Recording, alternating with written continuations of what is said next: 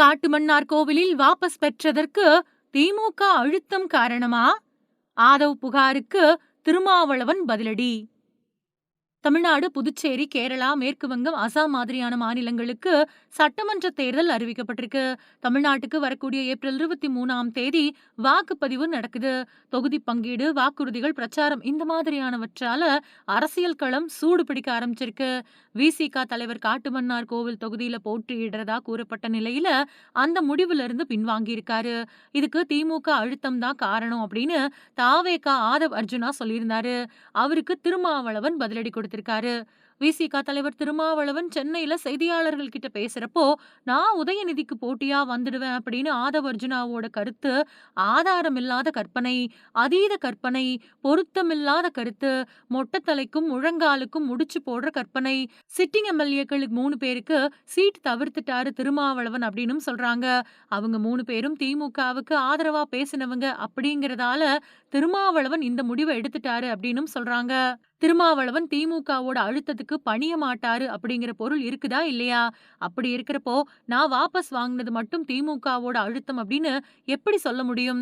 2லயும் முரண்கள் இருக்குது. அவங்க கிட்ட அரசியலுக்காக அப்படி பேசுறாங்க. இதுல திமுகவோட அழுத்தம் இல்ல. காட்டுமன்னார் கோவில் தொகுதியில நான் போட்டியிட விரும்பினதுல அரசியல் உள்நோக்கம் இல்ல. தேர்தல்ல ஜெயிச்சு சட்டமன்றத்துக்கு போகிறது நன்மை தரக்கூடும் அப்படின்னு நம்புன. விளிம்பு நிலை மக்களுக்கான பிரச்சனைகளை சட்டமன்றத்துல அழுத்தமா பேசலாம் அப்படின்னு நினைச்சேன். கூட்டணியோட நலன்களை பாதிக்கக்கூடிய வதந்திகளை சிலர் பரப்புனது என்ன சிந்திக்க வச்சிருச்சு. எங்க கூட்டணியோட வெற்றிய சந்தேகிக்கிறேன் அப்படின்னு தோற்றம் உருவாக்கப்பட்டுச்சு. நான் உருவாக்கி வச்ச அரசியல் விழிப்புணர்வு தான் மக்கள் என் மேல காட்டக்கூடிய அன்புக்கு காரணம். இதுவரைக்கும் என்ன 3 தடவை நாடாளுமன்றத்துக்கு அனுப்புனதுல காட்டுமன்னார் கோவில் மக்களுக்கு பெரிய பங்கு இருக்கு. இந்த மண்ணுல அரசியல் விழிப்புணர்வை ஏற்படுத்தினவரு இளைய பெருமாள்.